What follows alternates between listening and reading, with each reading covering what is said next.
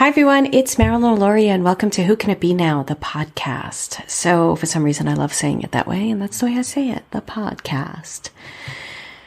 You all know you're listening to a podcast. Anyway, today we have an incredible interview for you. But before we go into the interview, I'm going to share a little tidbit technique tool that I'd love to share with you.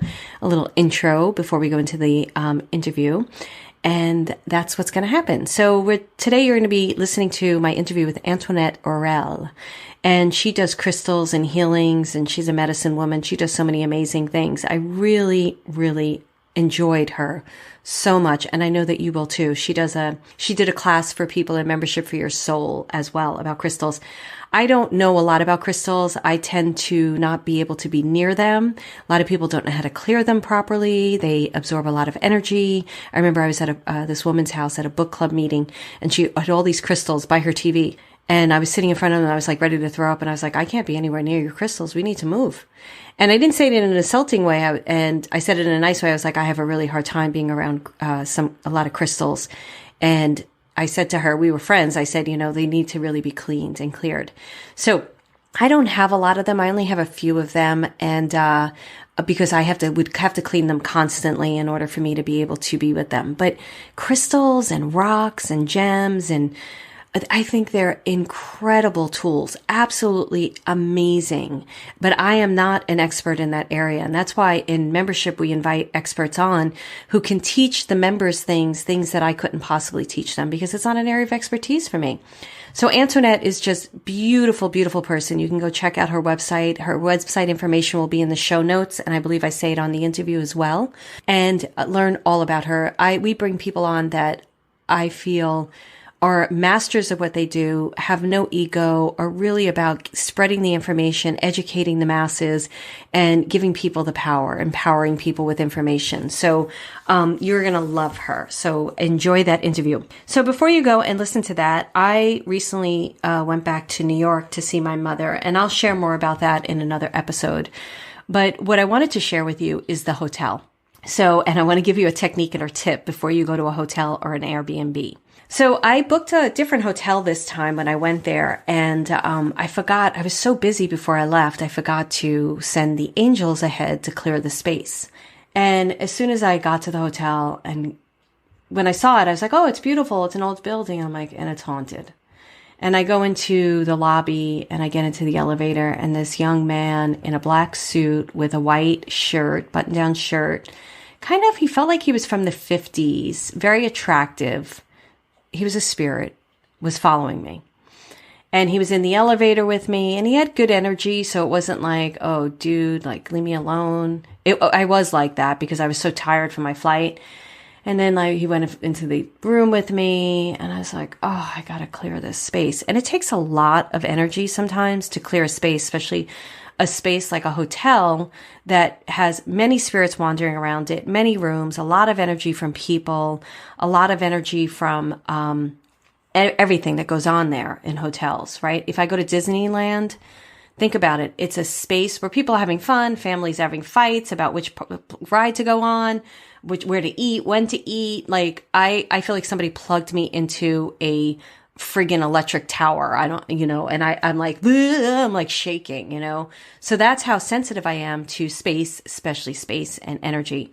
So I went into my room and I call on Archangel Michael, Archangel Gabriel, and Archangel Raphael. I sometimes will also use Jesus, Mary, and Joseph. They're just very grounding. Saint Joseph is, I don't know what his patron saint is, but I know he's for homes and stuff. Like when you're buying homes or selling a home, that's one of the things, at least, that I use them for, and I use them to clear space. So I called them in, and I went out to get food, and I was like, yo, dudes, I don't talk to my angels that way. I said, please go in there and clear the space and clear the ghost. And usually I clear the ghost of a 5-mile radius, but I could tell these ghosts were really loving this hotel. And I was like, just 100 feet, just get them out. Just tell them to leave me alone.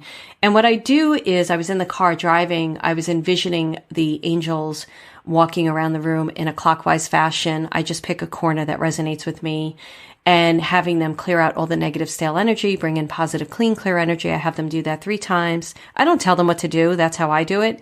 And then the 4th time, it's like the space is clear, it's clean. So if I'm clearing a space from and I don't have to be in the space to clear it.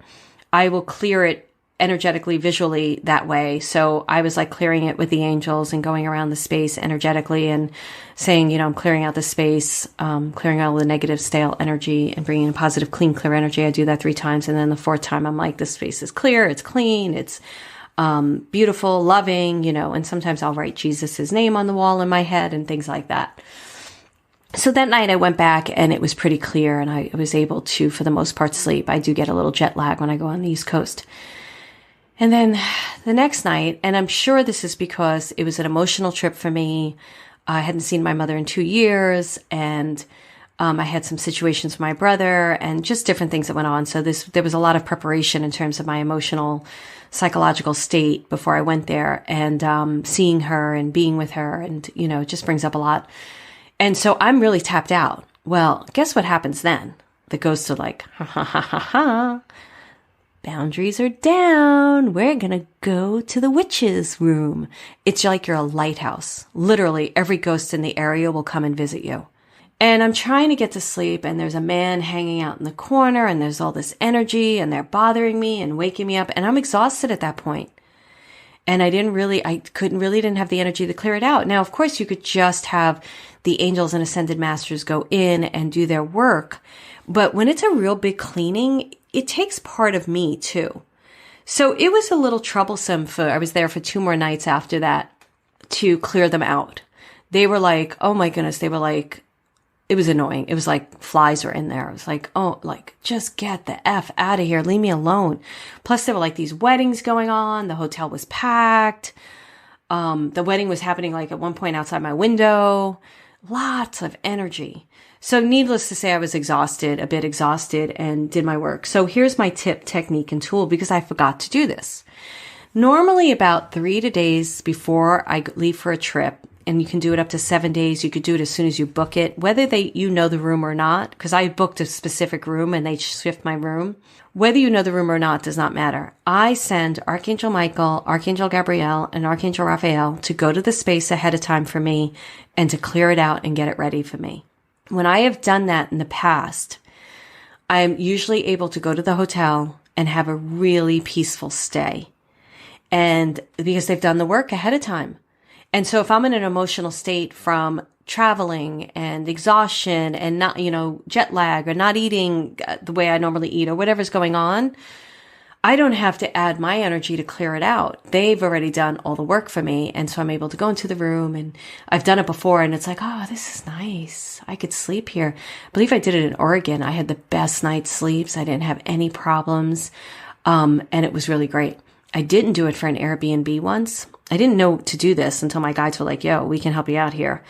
And I was in this Airbnb, and not only is the place haunted, but like I said, you're like a lighthouse. So all the spirits in the area, like, oh, there's a medium here. And they like crowd the place. It's like a big friggin' party, and you didn't invite any of them, and you're like, get out.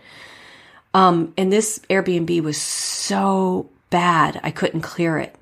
And I also didn't like the energy of the place I was in, the physical energy of the location. I was looking at it to move, and I was like, oh, I don't like this place at all.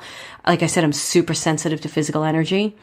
So I had to work like a lot on that place. And what I did then is I brought up pictures. For me, the saints really work. So I brought up pictures of Blessed Mother and pictures of Jesus. And then I even Googled pictures of Archangel Michael, or certain angels that we know aren't necessarily pictures of them, but they're beautiful artistic renditions of them. And I was like, oh, I like that one. I like that color. And I would meditate on it and look at it and bring that energy into the room.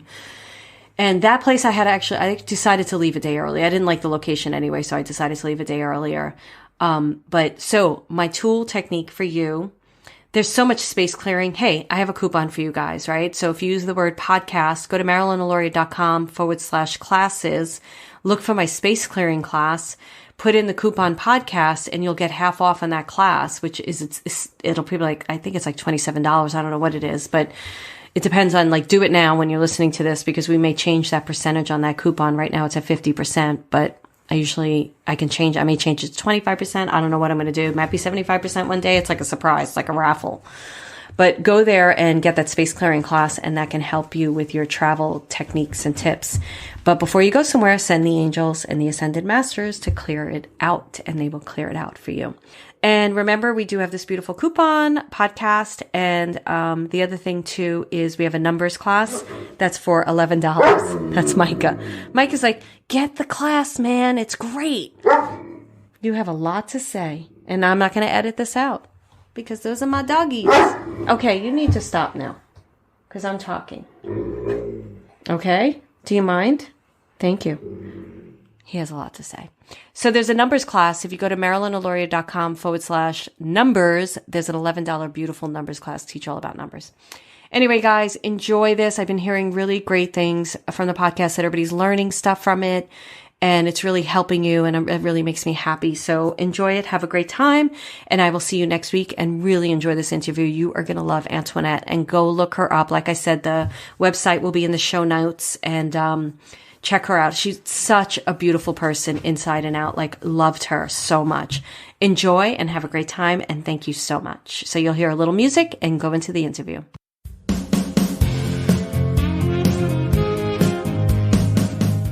So hi, everyone. This is Antoinette. She's did a lesson. So I'm going to tell you about her.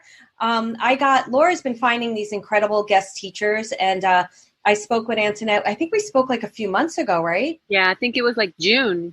Yeah, it was a really magical, beautiful conversation. And as you guys know, I'm very picky about who we invite on because we don't like a lot of ego and stuff. It's not my thing. I like people that want to support each other and work for each other. And I really loved everything we talked about, which was we had similar backgrounds. You're in New York. Aren't you upstate New York right now? I live upstate New York right now. Yeah. Yeah. And it's absolutely beautiful where you are. Where are you upstate New York? I'm in Walton. Okay. I don't think I know where Walton is. Do you know like the Woodstock area? Yeah. Yeah. So I'm a bit more west, like an hour and a half west. So beautiful there. I mean, I'm a New Yorker, and upstate New York is, so beautiful. Are you from New York? I am. I'm from Brooklyn and then Manhattan. Oh, okay. And I went to school in Poughkeepsie. Oh, yeah. Yeah. You're from the hood. Yeah, we talked like so long ago, but it was a beautiful conversation. I don't remember it either, and I don't expect you to. Yeah. So I'm going to read your bio because Antoinette has so much that she offers and that she embodies that I would never do justice. Plus, I'm getting to know her. This is why I like that Laura interviews people first, because I get to do these interviews in a way that's like, wow, I'm sitting here like at the edge of my seat. So I'm going to read this bio, and we're going to just dive right into it because, like I said, she's got so many incredibly gifted qualities, and you can already see from her essence like how beautiful she is. So Antoinette is a medicine woman. She's a mystic and herbalist, a shamanic practitioner, and crystal healing teacher. She's in service of supporting the alignment of your soul's blissful purpose to manifestation, which I love, and in guiding consciousness to the living energies of Pachamama, which I'm going to ask you about. I make notes during this stuff, so just know that. Okay. We're very relaxed here, by the way, so we don't worry about like if we curse or anything like that, which you won't do, but I will. Pachamama, Cosmic Mother, as we learn to communicate and receive guidance from our spirit's helpers and returning mystery into our life of awe and synchronicity, which I love. Presencing our consciousness to the invisible yet visceral inner world through nature, meditation, journey, drum, crystals, or sound, our intuition takes us to our wisdom place of self-healing. I mean, just reading that, I could feel myself just falling into it and my heart just opening. She's honored to guide and hold sacred space for all your healing and empowerment. Antoinette is a skillful facilitator for your offering of your hucha, which we'll talk about too, heavy energies, to Mother Earth. And as she feasts and transmutes it into fertile mulch, she will guide you to plant new seeds of your highest intention. Whether retrieving lost soul partners, taking care of the wounded child, or allowing old toxic patterns to retire for good, we will clean the space, fill it with light and vitality for the seed to be nourished well and sprouted into manifestation, which is so great. I have so much. It sounds so good. Yeah, it's really good. I've never heard it read by anybody. So yeah, I know from doing teleseminars when they used to read mine when I was longer. It's just like, and you realize, I think it's great what you just said, because we forget what we do as facilitators, teachers, healers, even as people. We forget how we touch people's lives. Yeah. And it's such a good reminder to sit in that because we're always about doing and servicing and we just forget. So creation, joy, beauty, and abundance are my passion. Permaculture, how do you say that? Permaculture? Permaculture. Permaculture. What is permaculture? Well, permaculture is like this. I started farming last year. Oh. So if like behind, these are morning glories, which we planted from seed. Ah. And I can just, like, there's a dome. I don't know if you can see. Oh, yeah, I saw it. I saw it for like a second. My son and I, can you see it? Well, we saw it before. I saw it before, and now I don't know if I see it. Does anybody else see it? Oh, there it is. Yeah. Are there plants in there? Yeah. We built that in June. Like it's going to be a greenhouse, and we planted vegetables and lots of things. Tomatoes. Wait, I have to finish your bio, but how big is your land? How many acres? 5 acres. Oh, okay. I'm moving to New York, everyone. I'm going to be friends with Antoinette and live by her. Oh my goodness. Here where I am is very, it's kind of out of the main area. So it's a bit far. Yeah. I don't mind that because I like, we'll talk about that later. Yeah.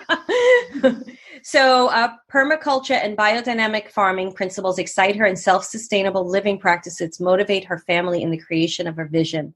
Sunny Heart, Wildcrafts Farm, and Learning Center. Oh, we have Leonard on here. I think he's still on here. He's creating some stuff with land. I just love this. They grow and wildcraft our herbal remedies and medicinal herbs, flowers, roots, and mushrooms for infusions, baths, and self-care formulas.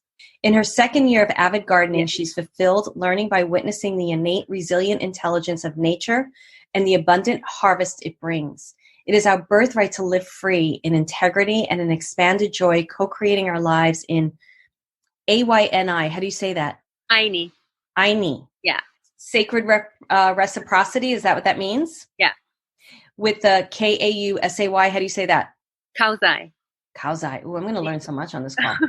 The vital living energy that animates the cosmos, the stone people, the plant people, the spirit of water, fire, earth, and air, and all beings around us. Antoinette lives in upstate New York and travels to New York City for private healing sessions on Wednesdays, Thursdays, and available for remote healings on Fridays and Mondays. She facilitates healing circles, full new moon ceremonies, despacho ceremonies, and space clearing blessings. She teaches the beginning and intermediate crystal healing courses in Brooklyn, upstate New York, or Mount Shasta, early spring and fall. When you go to Mount Shasta, you have to tell me because I'm close to there. Okay. Yeah. So Antoinette, my goodness, man, how long? First of all, welcome and thank you so much. Thank you for this opportunity. Oh, we're so blessed, really, honestly. So I feel so appreciative of people like you coming into our community and offering up your wisdom. How long have you been on this journey? Can you give us a little bit about like your background and what your life was like before you started like entering into everything that you're doing? Well, I was born in Japan. I was born in Japan, and my mother's Japanese and my father's Swedish, Norwegian, and Kainoan. So I was raised in Japan, went to an international school there. And around when I was 18, I moved to France, Paris. And then I was a model. Like in Japan, I was also a child actress. Oh, wow. You know, like the superhero, like Ultraman kind of thing. So I was in one of those shows in Japan. And then I also modeled in Japan. And then that took me to Paris. But the modeling didn't last very long. But in Paris, so then I became a photographer. Oh, that's right. Yeah, so I was a fashion photographer and celebrity portrait photographer for 15 years. Wow. And I was pretty, I did everything I wanted to do at that time. My goal was to do Italian Vogue. Yeah. Wow. I did it. And then I moved to New York City in like 1997.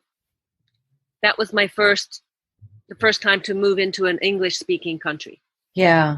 So I do have an American nationality because my father, by nationality, was American. But I lived in Japan and lived in France, and then came to New York City. Yeah, when I was already a little bit much older. But then I already had 2 kids in 1996 there. So my background. And where did you live in New York City? In the East Village. We were there at the same time. Oh, really? Yeah. But I was in, that point, I think I was in Soho. Yeah. Yeah. But yeah. From 1996 to 2005. Oh yeah. I left right after 9/11. So it was 2001. Yeah. Yeah. Yeah. I was Wow. there at 9/11. Yeah. And then I already had 2 kids. I was a single mom working as a fashion photographer. And then I actually met this Thai artist, and then I moved to Thailand. Mm-hmm. So I was living in Thailand for about 8 years. And after that, my children, graduated and they were going to college. And then that's when I kind of started focusing on myself again. Wow. And then I kind of came back again to New York City, and yeah. Wow. We have somebody in the group who's just talking about starting to focus on themselves again when their kids went. What a great education for your children to live in those different locations, very different locations. Yeah. Well, they don't even remember Paris, really. Yeah, but they did New York City and Thailand. Yeah, they did New York City. And I just didn't want them to grow up in New York City their whole lives. And one of the things I just wanted to leave, and because, traveling and just opening your mind through travels and seeing different cultures is such good medicine. Yeah, I agree. And I don't do a lot of it, but I did, whatever, it doesn't matter. So tell me, what was your weight? Like, there must've been a moment, I'm sure maybe there were little moments that got you into shamanism and crystal healing. And how did that come about for you? Well, I think I wanted to say, when you asked me that, I was always interested. I was always very curious, even as a child. Yeah. And one of the things which really kind of made me aware of like the magic of life was that, so my mother, she divorced my father and married another Korean man, and she had a baby, right? So the first baby she had, the birthday was the same birthday as my mother. And then the second baby she had was the same birthday as me. Oh, wow. So this this synchronicity. So then I named my sister Betty, and she still thanks me. She loves that name, Betty. Oh, really? That's great. That kind of synchronicity, because then what is this? Well, there's a meaning for this, and so it always opened me up to kind of wondering what life is, but I think also I had a pretty traumatic childhood, like most people. Yeah. I won't go into that part, but I really I needed to do a lot of healing. Yeah. So I saw different, in the beginning I was seeing astrologers, and then astrologer would say, oh, you have this stellium, it's very toxic with love, so why don't you go see this regressional therapist in Texas, Austin, Texas. So I called her, and she was like, well, do you know what regressional therapy is? I said, no, I don't. So then she goes, well, then why don't you read this book, Brian Weiss, Many Masters, Many Lives. So I read that book, and I was like, I want to do it. So then I went and I did, because at that time I was a fashion photographer living in New York City and also being a single mom. So I went there for like 4 days and did like intensive for like 16, 17 hours with her. Wow. Stay at a Super 8 motel. And then she was like 72 years old then. She would come pick me up. We would go to her house, and she was also a psychotherapist. The first session was just talking about my life. And then we would go have lunch, and we would return to her house, and we did a regressional therapy session. And then she'll drop me off at the Super 8 motel. So we did that for like 3 or 4 days. What a great experience. And that just was like, wow. Yeah. Like and the thing that was really healing for me was that she wasn't telling me. Because sometimes, even aura readers or mediums, and you are a medium, but they tell you things. No, and yeah. They say, well, you had this, and this, and that. And then it's kind of hard to believe it, or it's not that healing. And with her, the regressional therapy, she would put me under hypnosis. And then she would say, okay, look down to your feet. What do you see? And what are you wearing? And I go, oh, I'm wearing these shoes. And just to help me to get out of my mind. Love it. Because the mind is always there, wanting to be in control, and the mind wants to say, no, that's not right. No, you're just making it up. Like the mind is always disturbing that your intuition. So she really helped me to, and finally, so I experienced different past lives. And then in the last session, she asked me to connect the past lives with all those characters, including myself, and see if there was anybody in this life that, if anybody is here now in this life, and then I could name them. I go, oh, that's my mom. Oh, that's my mom's boyfriend. Oh, that's my first husband, you know? And then it kind of made sense because the patterns of what was happening then and then what's happening now, it was like, and it was so healing that I was able to really heal my relationship with my mother before she died. So when she was in the hospital and, you know, she had got brain cancer and she did this thing called gunmer knife. And that's what they call it in Japanese, gamma knife. It's like they radiate from all different sections at one point. And basically it disturbed her nerve somewhere. So she became paralyzed on one side. And then she couldn't talk anymore. Oh, and my goodness. I was there when she was talking and her speech was just going away. And then I said, okay, so mommy, can you write it? So she was writing. And then even the letters in Japanese was becoming scribbles, you know? Yeah. But I was able to tell her what had happened. And then it was just so healing for myself and also for her, you know? Yeah. So that's when, that was really when I was like, I actually then started studying hypnotherapy with the lady.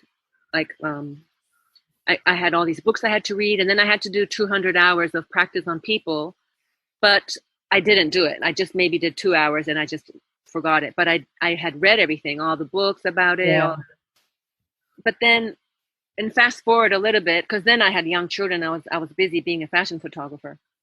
So fast forward after I got into crystal healing and shamanic work, I'm actually doing it now. Yeah. Anyways, you know, so it's kind of a full circle from that experience. Oh, you're doing the hypnotherapy now too? No, I don't have to do hypnotherapy because the crystals. Yeah. When you put crystals on the body, the frequencies of the crystals will put you in an altered state. So, you know, like beta is the normal conscious talking, like now. Yeah. Alpha is more when you're focused, when you're driving long distance or on a straight road, or even when you're maybe watching a movie. So it would take you into that very deep meditative relaxed state of alpha state. And so in that space, it's already kind of like hypnosis. Yeah, I understand. That's great. Yeah. So go ahead. Yeah. No, it's okay. You can ask me. No. I love it. And so how long ago was it? So when did you leave fashion photography? So in 2006, 2005, 2006, I moved to Thailand. Oh, so that was the turning point of like getting out of it? Turning point of getting out of the fashion, because it was just boring. And it was also more of a man's world. And, you know, there weren't so many women photographers, even though I was up there. Yeah. In a way, more of an edgy photographer, but you know, just the politics of it. Like, you know, for example, at Elle magazine, I was working a lot for Elle when I moved to America, to New York City. And they would start really dictating what the girl should look like, you know? And saying, oh, her legs are too fat, or she doesn't have any boobs, or this and this and that and that. I said, no, there's beauty in all shapes and sizes, all kinds of women, boyish girls, more voluptuous women. You know, I like all kinds of women. So, and then when they started really trying to control that so much into this kind of those skinny nymph. I mean, I am skinny, myself, but you know, I'm not like. I get it. Just the creativity was gone, and it just became very dull, boring, and political. And I go, you know what? I can't do this anymore. I wasn't following my purpose. Yeah. You know, and my purpose was really healing. It's kind of interesting, Antoinette, that you like did this physical thing, and then got into a very shallow type of energy around the physical. And you're all about this internal experience as well. Like that must have been such a disturbance or something for you. I mean, I can only imagine. Do you know, like, I don't know how to put it into words. But what do you mean, shallow, like in the photography thing? Yeah, it's so different than crystal healing, shamanic work, earthy, you know. Yeah, well, because, you know, I do love clothes. Yeah. I love clothes. I love secondhand clothes. But, and I guess my mom was really into clothes and fashion. My mom was kind of, I mean, she had plastic surgery everywhere, you know, and that wasn't me, but she took me to a lot of, I mean, I just enjoyed clothes and style and that, and I still like that. I still love beautiful things. But in terms of photographing women, like I love photographing women. I did lots of photographing women nude, like for my personal work. And and it was more about capturing the soul of the woman. Mm-hmm. That's more what I was into, like to getting the real essence of the woman, you know. That's why, and I wasn't so like I only do this kind of work as most photographers are. I could go anywhere and take pictures, like documentary style, you know. So what were you asking me? The difference from No, that? I think you explained it perfectly, because Yeah. you still approached it from a place of the soul shining through no matter what. Yeah. And you liked beautiful things, and wearing the beautiful things still it's beautiful. And So kind of the uniqueness of each person. yeah. You know, even the style is something which is whatever you want to wear. Like I love it. I love eccentric old women or who are just wearing something, and it's just fun. And it's kind of interesting, because I did past life regression with somebody who studied with Brian Weiss too. And I think it's a very, very, I'm so glad that was where I went first, because it's such a great way to do it. And what's so interesting to me, and I agree with this, it's in those types of regressions, you look down to see what you're wearing. So it's so fascinating, right? That this is the conversation, because that identifies something. Yeah. It's like, look down here, what are you wearing? And I was wearing these like old, like kind of this medieval things with white socks, and look around you, who's there? What's your name? Somebody's calling you. What's your name? It's like, oh, my name's Jans. Yeah. And you know, it's pretty amazing, the thing. So how did you get into crystals, and where did you study crystals since that's what you're going to be teaching us? So talk about crystals. Okay. So, well, basically, I don't want to make it too long, but so I was living in Thailand, and there was this Thai film on the rocks, like this very decadent film festival on the rocks, and it was kind of VIP, all these fabulous people with red carpet, and like the screen was floating in the ocean, and we were sitting there in bean bags watching old films. It wasn't even new films. Mm-hmm. You know, there was like famous people around. But anyway, so I got really friendly with the resident healer. So it was in a spa, like a five-star resort spa, and then there was a healer who was doing healing work, and she was using crystals. So we kind of like, you know, liked each other. So we would, when there's a big dinner going on, we would be eating together and talking. We couldn't stop talking. Yeah. And then so she said, and at that time I lived in Chiang Mai, Thailand, which is more north, and we were there on one of the islands. So she said, well, I'm gonna and her name is Orapin, and I'm really grateful for her, for her friendship then, because it totally opened the door for me. Mm-hmm. And so she came to Chiang Mai. She goes, well, I live in Chiang Mai, so when I'm there, we can do a 2-day workshop or something. So she came and she taught me Reiki, and then she brought some crystals, and she said, okay, so which one do you want to connect with? So then, and I was feeling the crystals, and I go, yeah, okay. And then so I just lied there in the room, and I was just lying there with a crystal. That's it.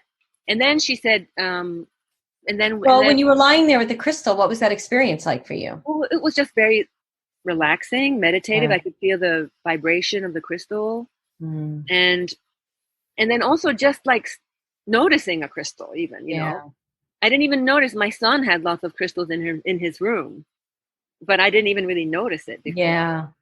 And so, well, actually, maybe I did buy a few crystals in New York City before, like at Union Square for my kids. Like, oh, this is for love, and this is for my kids. Right. But then then she really made me notice the crystals. So then I started like searching them. Like you would go, oh, where do they have crystals? And you start looking for them, and then you start developing a relationship with them. And then a little bit fast forward, just a few months fast forward, my kids were going to college. And I had an artist residency in Colombia, doing this film, and then after that there was a presentation of the artist doing whatever in Bogota, in the capital of Colombia, and there was a woman there, and we were just talking about the art, whatever, but that wasn't really interesting to me. And then she whispered to me, and she goes, "But my real passion is crystals." Oh. And then so we became very good friends, and she was the one who introduced me to Katrina Raphael. And she's my teacher, and Katrina Raphael's books. And she said, well, you should, read these books, Katrina Raphael, because these books are very, it's different. You can see when you read it, she was working with crystals. She was actually Katrina was a Kundalini yoga, like Sikh, she was one of the Yogi Bhajan devotees in the 80s. But I think she was by then getting a little bit over that. And so she had a friend, Jane Andau, and they started meditating with crystals. And then they started writing down like what the download that they got. And that eventually turned into a book. Wow. And she wrote 3 books, the Crystal Trilogy. So then my friend Elizabeth, so she introduced me to the books, and then I read the books, and during that time I was in South America, my empty nest. I was like, okay, I'm going to explore. I had also done some plant medicine, it's ayahuasca, and then I had tried that, and I go, this is amazing. I want to explore this. So then in Colombia, I just started exploring. As long as at that time, I was also traveling and filming women, the crone figure, which this is a project I haven't finished yet. Mm-hmm. But I was very interested in the wise women, the old crone, which if you look in the dictionary, it's like a old witch, hag, a ugly old woman. But, the hags, the women are amazing. Mm-hmm. So, but back then it wasn't that popular, the feminist thing, it was a bit not now it's back again with the Me Too and everything. But anyway, and in Colombia, I started traveling and doing a lot of plant medicine with different indigenous tribes. Like I would go to, in Putumayo and with the Cofanes tribe. Then I went to Brazil and I really explored. I was you really threw yourself into it. Yeah. I was on a rocket then. Like really, I was like, you know what? I'm going to go for it. Like my kids were out of the house and I wanted to really nurture that. And then on one of the real intense ceremonies I had with the plant medicine, who I will call the grandmother, and she told me, she was showing me that nothing is a coincidence. Everything is a synchronicity. Like you met that person and she said, oh, I love crystals. And the way I met the teacher. And then Orapin, the Thai lady, the healer that I met, she actually, I didn't know then, but actually she had also learned from Katrina Raphael. But she didn't tell me then, and I didn't know. So, it's just how everything is connected. Yep. Oh, synchronicity, right? Yeah. You see it? Mm-hmm. And then on one of that, on one of the ceremonies, the plant ayahuasca, the grandmother told me, well, you're supposed to be a healer. Like that's your path. And I was like, what, me? Like, I mean, I always enjoyed that because I always loved exploring consciousness and healing myself. Like I like to be healthy and, I did lots of fasts. I tried raw food, doing all that stuff. So, and then I was reading a book during that trip and I was on like a 9-hour bus ride in the evening and I was reading Shaman Healer Sage, which is a book by Alberto Bioldo. Mm-hmm. So, and then when I was reading that book, I was like, oh, wow. And at the end of the book, it says, well, he has a school. It's called the Four Winds, the Light. Oh, yeah, I've heard of that. Mm-hmm. Yeah. So then I was like, oh, there's a school. Oh, you can learn this?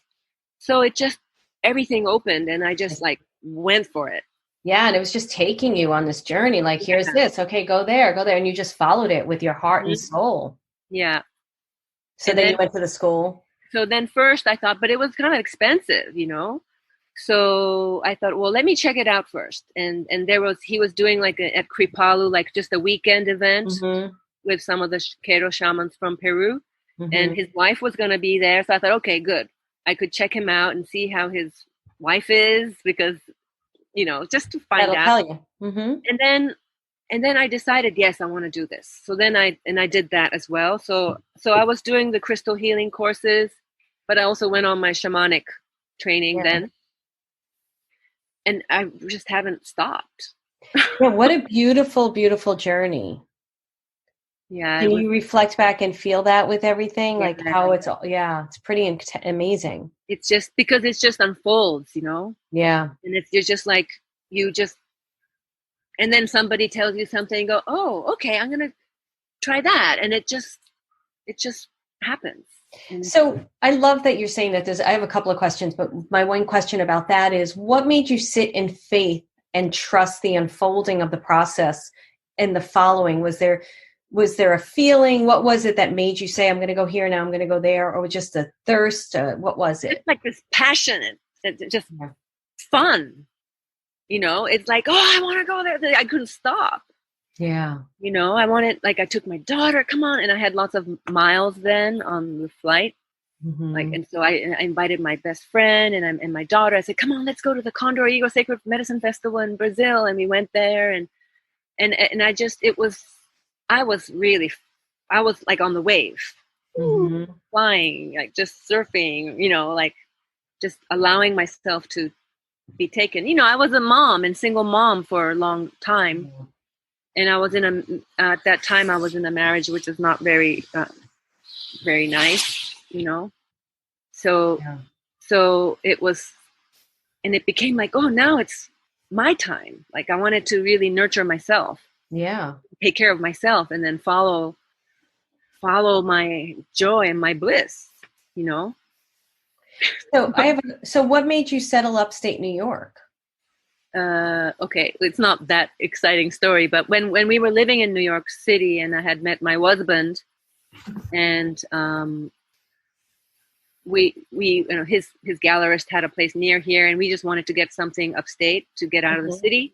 And so we found this place in a very remote area. It was kind of remind you of like some desolate house, like in The Shining or something like this, you know? And that's what we liked about it because it was just so far away. So we got it, but then we moved to Thailand then. And so but we still, my children's father was still living in New York City. So we would still come back. Like they would come back every summer. And also because my husband was also based here with his artist work. So we would also come back to New York City. So we would come here. We slowly started to renovate it. So the reason why I'm here now is because, well, in our divorce settlement, he has the Thailand house because he's Thai, and I got this house, which is upstate. So it's just nothing. It's not like it was planned. I didn't think that I would be here like this, like I am now. But you seem really happy there. I am. But also, it is pretty far. I mean, I have clients who come here too, or I will do remote sessions from here, but I do go into the city to see clients.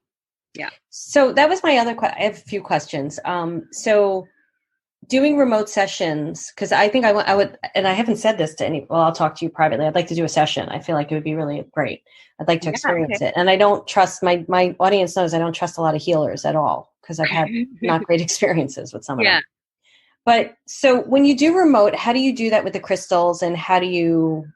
So basically we can talk and usually it's better if like, so for example, if we do a healing session, you're going to be lying down. Right. So, and we're going to be talking. Right. Actually, we don't have to even talk, but I prefer that we're talking. So it's better if you have headphones. Yeah. So that you don't have to, you can just be lying there.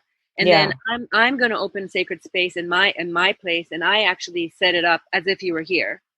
And I open I actually put the crystals on like that as if you're there. So I understand that. I'm sorry, go what? And then we will be talking too. Right. And then so we would go through the motions and I would be guiding you with breathing. I'll be asking questions and I'll be asking you things and you would tell me, we would talk. That's great. Yeah. And that would be like, you would be going into your inner landscape. Yeah. I do it with my LA one. And I was curious how you did it because, it's just you're powerful healers. So I just was so curious how you did it. And for everybody else to hear too, because I think you can really see how organic and authentic and whatever word you want to put to Antoinette, you're going to get a really great facilitation. Plus with that background of experience. Mm-hmm. Yeah, it's interesting. I mean, I just don't feel like I come from, I'm just from the world, from Mother Earth, I don't have this kind of nationalistic thing towards Japan, although I love Japanese food. Mm-hmm. I speak French. I was going to ask you how many languages you spoke. I speak Japanese. I speak French, English. I speak a little Spanish, because I went to this all-girls Catholic school in Japan with Spanish nuns. Oh, wow. So we had to learn Spanish from 4th grade. So, but then kind of when I moved to France and I learned French, the Spanish kind of went out the window a little bit. Yeah. And also I was doing lots, when I was doing a lot of ceremony, we would be singing a lot in Portuguese. Mm. So, and then when I lived in Thailand, so I picked up some Thai, just, Yeah. simple Well, I things. think when you're well versed with languages like that, you can, Mm-hmm. which is great. Do you, so I want to talk a little bit more about the crystals, and then we're going to do something, but my first question is, but I have another question that's more important, but I have to ask this question. Do you bury any of the crystals on your property? Yes. Yeah. I actually have Show crystals. your property again for people who showed up late, because it's so beautiful. And Leonard, I think you're still on. I wanted you to see this. I don't see him. Well, But look at how beautiful that property. I mean, you could just feel the energy from it, right? And the dome, and can you see it? yeah, it's beautiful. I mean, I feel like I'm just breathing. And this is the house over here on this side. I don't know. I can't. Yeah. Yeah, no, it's great. It's beautiful. Yeah, I mean, it just goes on. Over there, there's spring. Over here, we didn't do much yet. And upstairs, I mean, up on the hill, I don't know if you can see, there's but there's a spring water coming down. So we collect our own water. Oh, that's so great. In the bottle. But even that, like, because I'm such a city girl, I always lived in the city. So I went online, like, to find out where's the spring water around here. And I would even drive there to fill up my water bottle. Wow. And then my partner now is like, well, you have the spring right there coming out of you. It didn't even occur to me. Oh, yeah. Like, like, I'm really learning to, like, this is the first year that we planted from seed. And it's just so magical to see how abundant and how, like, it just produces. And I mean, I said I'm an herbalist, but actually I take that back. I prefer to say I'm a green witch. I'm initiated as a green witch, and I apprenticed an herbalist for 3 years.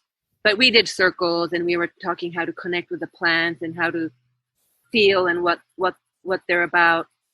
But I'm not an herbalist. I'm more of I use plant medicine, and I know how to identify, and I actually incorporate plants into my life, into my daily life, like infusions, with red clover, nettles, everything. It's just growing everywhere. That's amazing. And you don't realize the whole medicine that's right there. Yeah. It's so potent in making tinctures, So you studied the plants and what the medicinal purposes were, and yeah. Mm-hmm. Is that what a green witch? I've never heard of a green witch. Yeah, green witch. Yeah, I've been initiated. My teacher was Robin Rose Bennett, and she wrote a few books, Healing Magic, and she also wrote a book about another herbal. I forgot the book right now, but yeah. So we like that. I like that more than, because I stay away from those other. I don't do so whatever. But I like green witch. It feels really good. Yeah, it's more like you use it for yourself, and then you can help people too. Like like there's Artemisia, cronewort, with mugwort, which is great for women's issues and also from fortifying yourself. Elderberry, elderflowers for the lungs and for the cold, for the winter. So I make my tinctures. So I really I don't. I don't go to the doctor if I have something, Right, because you know how to heal it yourself with this plant. And anybody can learn it. Yeah. I mean, it's what we did. Yeah, which I love. So now I have a question. Where do you get your crystals? Because that's like a big question for our community. Yes. And I would love to hear your philosophy around buying a crystal, picking a crystal, all of that. Okay. And it's interesting you say that, because recently there was an article in The Guardian talking about the dark crystals, because apparently, there's this new article that came out and talking about this unsustainability. But that's like, it's nothing new, because like they're mining diamonds and, all the stuff surrounding diamonds, for example, for years, and rubies.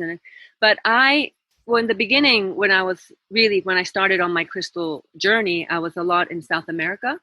So I would just go wherever I would see them. And then in South America, they have lots of crystal stores because they have a lot of mines around there. So I was just going to crystal stores there.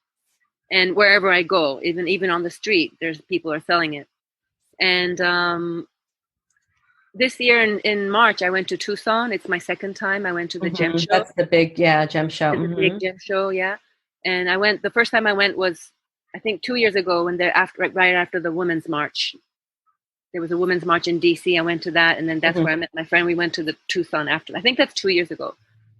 It's incredible when you go. Yeah, I was going to ask about, because I know about this show, because John Burgos, who does a Tell Something, he goes to that show sometimes. But I don't know. I can't be around a lot of crystals because I can get really sick. Oh, really? I get nauseous and everything, especially if people don't know how to clean them and stuff like that. You know, a friend of mine, Leslie Sloan, who has been on here, she's got a ton. I'm fine with hers because she knows how to handle them. Mm-hmm. Not everybody does. Yeah. When you go to that crystal show, I mean, that energy has got to be pretty vibrant and high. Oh, really? It's like, whoa. Yeah. Yeah. It would be difficult for me. Yeah. Yeah. So do you worry about like where the crystal came from, or do you just, okay. Yeah. So that's what that article was. And so, you know, when you go to Tucson, you can feel the people who are selling it.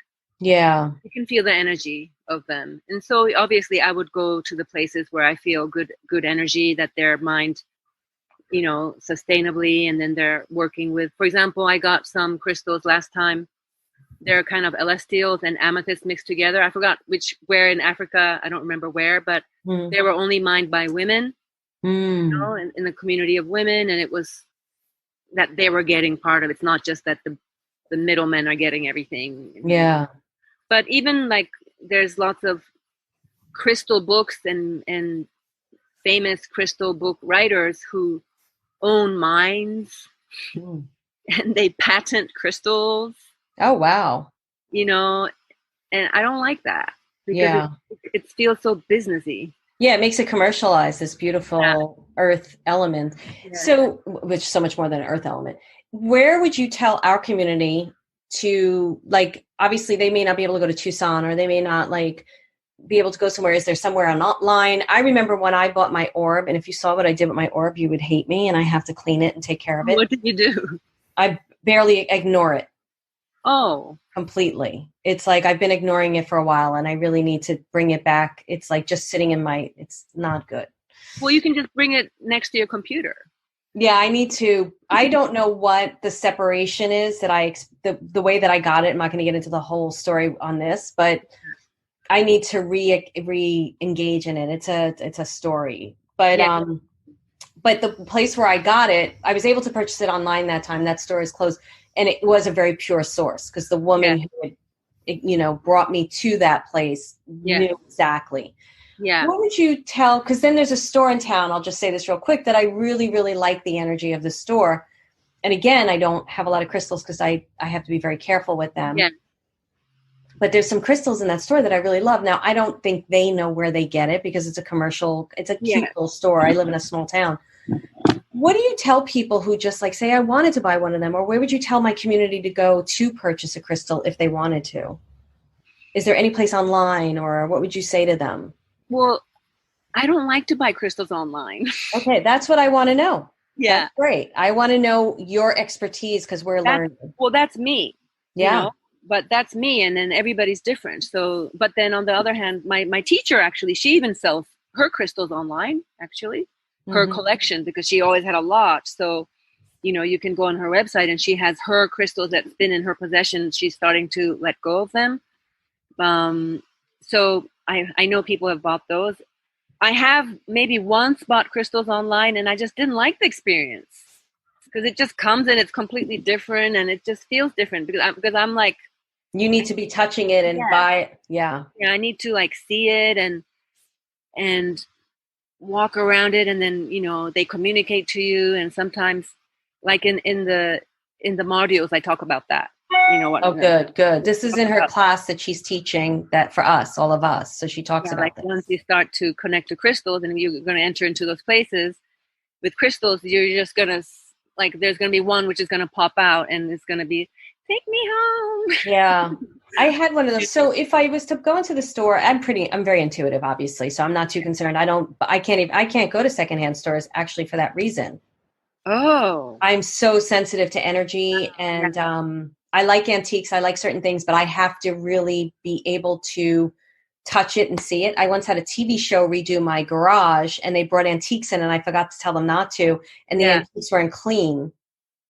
So it took a lot for me to get, like, especially one piece I could not clear. It had a ghost, like it had something attached to it. And I was like, just get rid of it. But, so I have a big sensitivity to things like that. But so and we're all different. Like, it's great. Yeah. So my question to you is it okay to go into a store, and if you feel a crystal is really speaking to you, is it okay to take that crystal home and then work with it in a way to like clean it to make it yours? Yes. And I talk about that in the modules. Good. We talk about like, okay, like if you get a crystal from somewhere, if somebody gives you one, or even if you go to a crystal store and then you find one that you really, really, that's just wants to come home with you, and then you would clear it before you use it. Great. Yeah. And then I talk about how to clean the crystal, different ways to do it. And so, yeah, that will be in the modules. Good. I'm super excited about that. Okay, great. But so, I think it's just like when you go buy crystals, just ask them, and then, but you're going to feel the vibe. Yeah. There was one that kept saying, take me home. And I was like, no. And then I went back for it and it was gone. And I'm somebody who likes to discover things, like, so I don't really like to go to the flashy crystal store there. Me either. I like to find, like, go to the forgotten shop and then find the crystal under the dust, and like I'm like, that's me. And that's what this store is. This store is it's got beautiful things and all different types of things. They're very about sustainable here, and local artists, and I'm like you, like that. Yeah, I love that. So do you have a little process? Is there anything you want to share? Anything else before we go into a little process or something with you? No, I think I shared pretty good. I teach crystal healing. If anybody gets more, if you tell us. Let's talk about that now. And that, Antoinette, what we do is we go through a little process and then Q&A. I don't know if Laura described all that, but yes, by all means, please tell everybody how they can get in touch with you now. We give them everything and we keep it on the membership, but I want you to tell them verbally and how you can work with them. And while you do that, I'm going to run to the bathroom because I drank iced tea. So take it away. Okay. Well, I can't see anybody, and that's okay. So you can get in touch with me. So my website is it's Ouroboros Healing Arts, and you spell it OUROBOROS Healing Arts ARTS.com. And there you have information about my practice, what I do. I offer. Well, as a healer, I facilitate crystal healing, obviously. I also do shamanic work. I also do aura reading. But usually when I'm doing healing sessions, I don't really do crystal healing or shamanic work. It's case by case, and I do what is the most, what's needed at that time. So it's kind of a mixture of shamanic and crystal healing. And I'm teaching crystal healing courses every year. I teach the beginning and the intermediate courses, and the next courses are coming up in October in New York, in Brooklyn. And in November, the intermediate course is coming up in upstate New York. So if anybody is around this area and if you want to learn more about crystals, you're welcome to get in touch with me. And my email is my first and last name @me.com. So which is Antoinette Aurell @me.com. ANTOINETTEAURELL.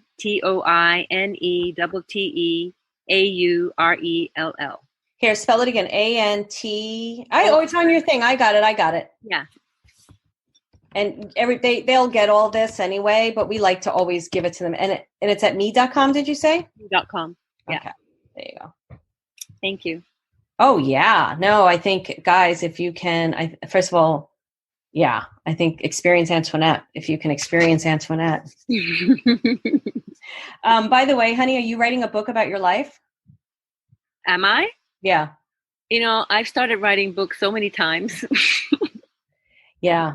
Yeah. I just feel like your journey is fascinating and it would be so incredible. And I'm assuming, are you going to do any product with your plant medicine? Yes. Good. Yes. I'm making medicine, and now because actually I'm getting a space in Brooklyn now to do my healing there, because until now I was renting spaces when I go to the city, but I got tired of lugging the crystals and everything. So now I'm going to have a space there, and so I could also sell my stuff there and probably also online. I got to learn that a little bit more, how to do this online thing. Well, we said we talk about it, and whenever you need any help, just let me know. Thank you. Yeah, no, definitely. I'd be happy to help you. So do you have a little something for us? Like something like 10 minutes long, or it'd be great. 10 minutes? Okay. Yeah. Meditation, kind of guided. Okay. Yeah, whatever. So now what I'm going to do is I want to participate, but I don't like participating in the group. I like doing it on my own. So I'm going to shut my video down. Okay. But I'll be listening, and I'll come back on once you're done. Okay. I'm just going to roll with it because I didn't plan anything. Yeah, so, just roll with it. So like 10 minutes? Yeah, it would be great if you can. Okay. Yeah. Thank you. Okay, so I invite everybody to get into a comfortable position and stop doing whatever else you're doing. No double tasking. Just come to the present moment and just notice your breath, feeling the subtle vibrations in your body, and just noticing the air coming into your nose, into your nostrils, and feeling your belly expanding. And as you exhale, maybe exhale with your mouth, presencing with the breath and coming into this moment. Just feeling the subtle vibrations. And if you have a crystal, you can even hold it in your left hand, which is the receiving hand. And feeling the little vibrations everywhere in your hands, in your toes. And send down a grounding cord from your root chakra around the perineum area. You can just hold the intention as energy follows intention. So send the grounding cord down into Mother Earth. Down, down, down, all the way to the center of the earth. And through this grounding cord, you can release all old energies, old patterns, anything that doesn't support you, it just goes down that grounding cord into Mother Earth. Because our Mother Earth is she's a hucha eater. Hucha is heavy energy, and she will eat it all. With pleasure, and she would mulch it into fertile soil. So breathing in and exhaling, releasing all that doesn't serve you into Mother Earth. And then now I invite you to visualize above your head a golden sun.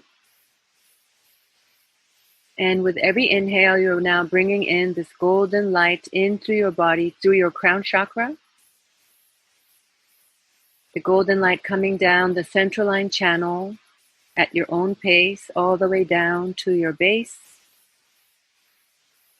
And as you exhale, the golden light goes up, again, the central line channel out the top of your head, rejoining the golden ball of light above your head. And continue resuming this breathing.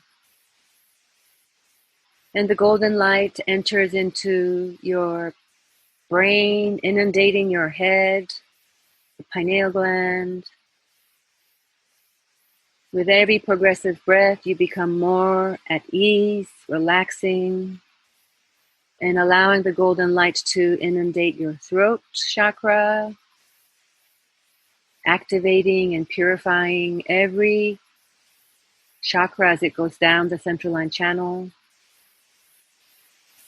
Allow the golden light to enter into every cell of your body, into every system of your body, into your blood cells, pumping at the heart, golden blood cells going everywhere in your body. And just coming into this moment, beyond duality, allowing your mind to just take a back seat and rest.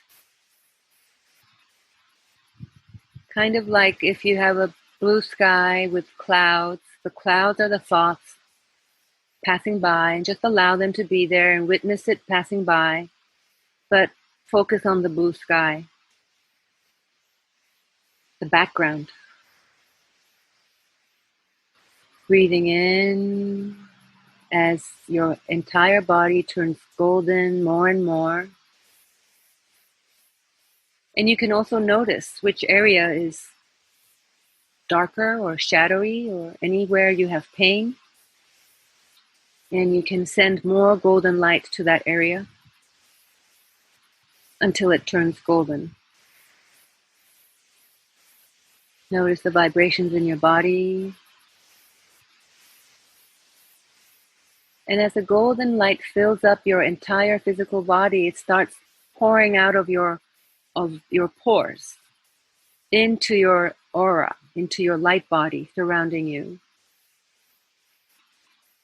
And you can expand your auric field and feel bigger as the golden light illuminates your auric field. And continue with every exhale. You can release heavy energies down that grounding cord into Mother Earth. And just be there in the center of your bubble, in the center of your golden bubble, like a cocoon. Feel the vibration in your body, in your veins. And just notice, witness whatever comes up, and just let it go like the cloud passing by. And notice the quality of this moment, enhancing your perception, just surrendering to the now.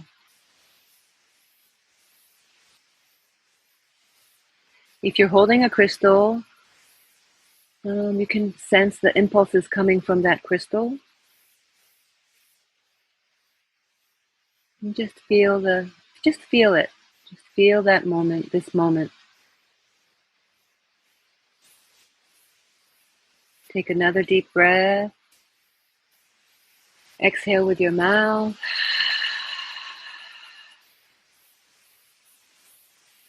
Giving thanks to the mystery of life, giving thanks to our beautiful body and all that it does for us automatically. And giving thanks to this moment where we can get to know our body more, our multidimensional bodies. And giving thanks to our Mother Earth for holding us with so much love and compassion. And all the beings who live on this earth, the trees and the plant people, the trees, the stone people, the animals, the insects, butterflies, the flying ones, the swimming ones, the singing ones,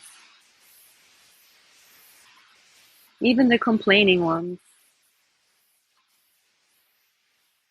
And giving thanks to this possibility for us to be that rainbow bridge connecting the earth energy from below and the cosmic energy from above.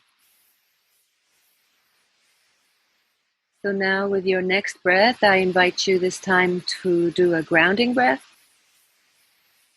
Inhale at your own pace, bringing in the golden light from above. And as we exhale, we're sending that down the legs and out the soles of the feet into Mother Earth. And do a couple more grounding breaths. Inhale and exhale, sending that exhale down your legs and out the soles of your feet into Mother Earth. And you can bring in your aura, the golden bubble, closer to your body. And coming back to this physical reality on this call with Marilyn. You can wiggle your toes and feel the air, the temperature on your skin, on your face. I'm noticing the insects around, buzzing here. The bees. Mm. And coming back to the present, you can slowly open your eyes. Beautiful, absolutely beautiful. And I thank you so much. Thank you. I love that. It's been interesting the way you started with Mother Earth, because I've been releasing a lot of trauma And I've had some grief this year. And I've been giving a lot of it to Mother Earth and asking her, thank you for taking it. And do you mind taking it? And I love the way you said the mulch and everything. It was just so beautiful. Because I'm used to putting it in a fiery pit, and that doesn't always work for me. Mm-hmm. But I love the mulch. It was so nice. That's what she does. Yeah, I didn't know that. Like even in a garden, we spray everything, the compost, we give it there. I mean, even there's a book called Holy Shit. We can also compost our food, right, and give it back to the earth. So that's what you were asking in the beginning in my when you were reading my biography, the biodynamic farming. It's like Rudolf Steiner, who also created the Waldorf School. Mm-hmm. It's all about farming with connection to the stars and the earth. And I love that. It's so beautiful. Go ahead. No, finish that. It just makes sense. So anyway, in terms of mulching, so Mother Earth, she takes all our energy and she composts and she eats it up, and then she makes fertile soil. Yeah. So we can plant new seeds again.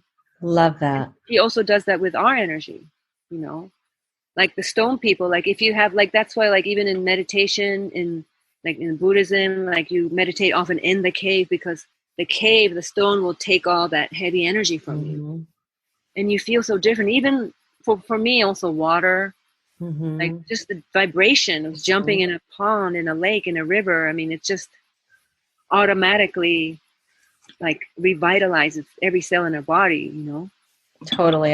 We have creeks here, and my dogs are always in them, and I'm always sticking my feet in, and I just love it. Wow. That was so beautiful, Antoinette. Thank you. Thank you. Thank you. And thanks, everyone. Much love to all of you. See you soon. Bye. Bye.